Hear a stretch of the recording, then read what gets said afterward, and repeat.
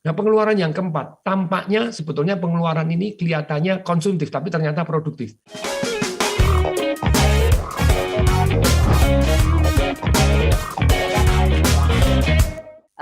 Mempergunakan aset, lalu kemudian melipat gandakan lagi aset itu. Nah, prakteknya ini seperti apa? Silahkan Pak Tuh. Ya, saya akan bahas ya 7 menit terlebih dahulu, yaitu fundamental untuk kita supaya cerdas secara keuangan. Jadi untuk cerdas secara keuangan, kita harus tahu dua hal yang sangat sederhana, yaitu apa? Income dan spending.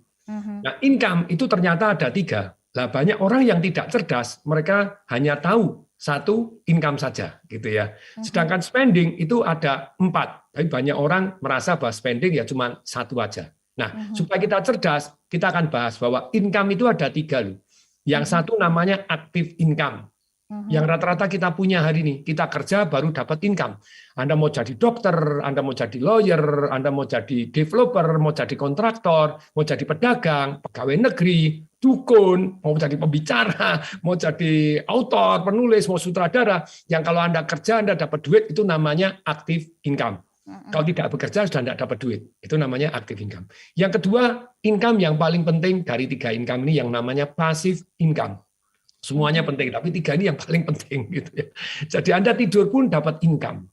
Nah, yang kemudian yang ketiga yang namanya portfolio income, yaitu kenaikan dari aset Anda. Misalnya Anda beli rumah, harganya 2,4 M, 10 tahun kemudian jadi 25 M. Nah, Anda tidurin aja, harta Anda naik gitu ya, capital gain. Nah, itu yang namanya yang ketiga. Naik berapa? 22,6 M. Enak nggak? Rumah ditidurin, dipakai, naik 22,6 M. Enak tenan. Tapi sayangnya orang cuma punya 1 saja. Nggak punya aset yang banyak yang bisa mendapatkan capital gain. Kita ulangi yang nomor 2 yang paling penting.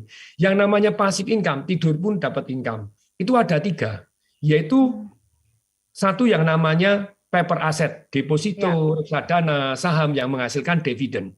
Kemudian yang kedua adalah properti yang Anda sewa-sewakan atau properti yang Anda bagi hasilkan. Punya tanah dibagi hasilkan, kamu nggarap tanahnya dari saya nanti separuhan, nanti kita pada waktu panen separuhan. Itu namanya passive income dari properti atau yang kita sewa-sewa. Yang ketiga adalah passive income dari bisnis yang jalan tanpa kita. Jadi kita tinggal bisnisnya tambah besar. Nah itu namanya bisnis yang menghasilkan. Nah, kemudian jadi dari income yang 3 ini, sungguh sayang kalau orang tidak mengembangkan passive income-nya dia, serta portfolio income atau capital gain. Kerja itu awal. Semua orang kerja di awal. Tapi kalau dia kerja terus sampai seumur hidup, sampai mati, ya sedih sekali. Berikutnya, pengeluaran itu ada 4. Satu adalah yang namanya pengeluaran produktif. Semua pengeluaran yang membuat active income kita naik, passive income kita naik, capital gain kita atau portfolio income kita naik, itu adalah produktif. Nah, kemudian yang kedua adalah pengeluaran yang namanya konsumtif. Yang ketiga adalah pengeluaran yang tampaknya produktif, ternyata konsumtif. Yang keempat adalah pengeluaran yang tampaknya konsumtif, ternyata produktif. Kita bahas satu persatu.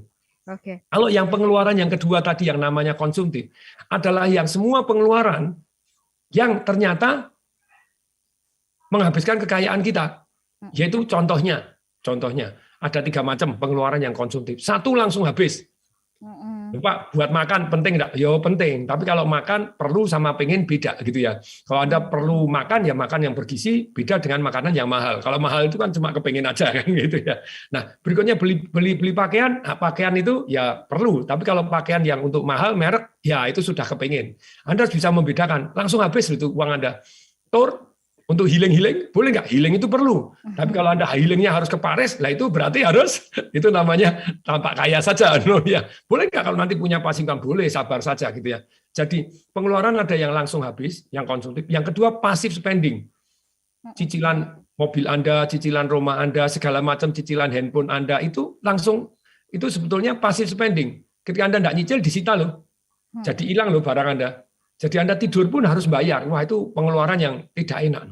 Tapi pengeluaran yang paling tidak enak, itu yang tahu-tahu membuat Anda miskin. Yaitu yang ketiga. Yang namanya apa? Inflasi. Terus kemudian apa? Penyusutan dari nilai handphone Anda, dari mobil Anda. Saya beli Mercy S-Class zaman dulu, 1.850.000, yang terbaik yang bisa dibeli di tahun 2008-2009 pada waktu itu. Kemudian ternyata 2017 itu saya jual tinggal 350 juta. Jadi hilang 1,5 M. Itu namanya satu yang namanya invisible spending. Jadi menyusut ya Pak. Menyusut, hilang miskin tanpa Anda merasa bahwa Anda tambah miskin. Padahal Anda mengeluarkan banyak luar biasa. Nah kemudian berikutnya, jadi pengeluaran yang ketiga yaitu tampak produktif ternyata konsumtif. Yaitu pengeluaran yang Anda kepingin bukan perlu. Salah satu contoh, pada waktu dulu pernah siaran Smart FM, ada yang telepon, Pak Tung enak, punya duit banyak, bisa disisihkan. Loh ya, sebelumnya saya juga enggak punya duit banyak gitu ya. Mulai dari gaji 1.350.000, itu 200.000 saya sisihkan. Saya gulungkan supaya menjadi capital sebagai modal, yang akhirnya modal tadi bisa kerja, uangnya kerja untuk saya. Oh, saya tanya, lah kamu kok enggak bisa nabung? Oh, gaji saya itu cuma 3,5 juta, Pak. Jadi pengeluaran saya itu, istri enggak bekerja, saya cicil sepeda motor 1,6 juta. Loh, sebentar, lah kamu itu nyicil sepeda motor apa? Honda CBR. Aduh, saya tanya, harganya berapa itu? 36 juta, Pak. Nah, terus DP-nya berapa? 9,5 juta, Pak. Cicilannya berapa? 1,6. Nyicilnya selama berapa lama? 32 bulan, Pak. Saya hitung total uang yang dia keluarkan adalah 60 juta. Setelah 3 tahun CBR-nya jadi berapa? 12 juta. Jadi setelah 3 tahun ruginya berapa? 48 juta. Loh, dia bilang, loh saya perlu Pak. Enggak, Anda enggak perlu. Anda tampaknya untuk kerja, enggak. Untuk kerja apakah Anda harus pakai motor? Gitu ya. Motor, satu. Kemudian yang kedua, kalau beli motor, bisa nggak beli motor bekas saja Honda Legend tahun 2000, harganya 2 juta doang. Lupa 2 juta doang, alah rusak paling 100.000, 200.000. Daripada hilang 48 juta, loh Bapak itu, tapi kalau saya ini enggak bisa kredit. Loh ya enggak bisa kredit. Lah tapi Anda 2 juta kan punya tunai, orang Anda DP 9,5 juta aja bisa. Sudahlah kalau Anda pengen dimaklumi, ya saya maklumi. Tapi kalau Anda kepengen cerdas, ya ayo belajar. Kan yang miskin Anda, yang kaya siapa kan dia enggak ngerti. Miskin kaya kan Anda sendiri. Nah, kemudian pengeluaran ini penting sekali. Jadi hati-hati jangan tampak kaya tapi benar-benar jadi kaya. Nah, pengeluaran yang keempat, tampaknya sebetulnya pengeluaran ini kelihatannya konsumtif tapi ternyata produktif. Yaitu apa? Ada 3. Satu adalah pengeluaran untuk belajar. Anda baca buku, Anda ikut seminar, kemudian Anda bergaul dengan orang-orang yang jauh lebih kaya dibanding Anda, itu butuh cost. Tapi jangan contoh orang yang kaya itu tetap ada negatifnya, tetap manusia biasa. Jangan contoh dugemnya, jangan contoh yang negatif-negatif, tapi contohlah yang positif. Jadi pengeluaran yang tampaknya konsumtif, tapi ternyata produktif, satu adalah untuk belajar. Yang kedua, yaitu adalah untuk bergaul dengan orang-orang kaya. Kalau Anda belajar, nah kalau Anda ikut dugemnya ya jadi parah. Yang ketiga adalah pengeluaran untuk amal atau untuk kebaikan. We cannot outgive God. Kita tidak bisa memberikan apa yang diberikan Tuhan kepada kita. Nah, kalau Anda pengen cerdas, boleh nggak Anda bergaya? Boleh. Caranya bagaimana bergaya tanpa tekanan? Sesuai dengan hukum fisika, gaya itu sebanding lurus dengan tekanan. Jadi kalau kita hidupnya banyak tekanan, Anda berarti kebanyakan gaya.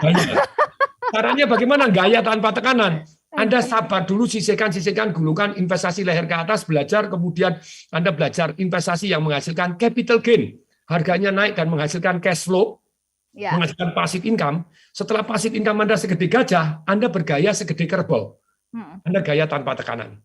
Semoga bermanfaat. 7 menit sudah berlalu. Saya Tung Desember ingin mengucapkan salam dahsyat.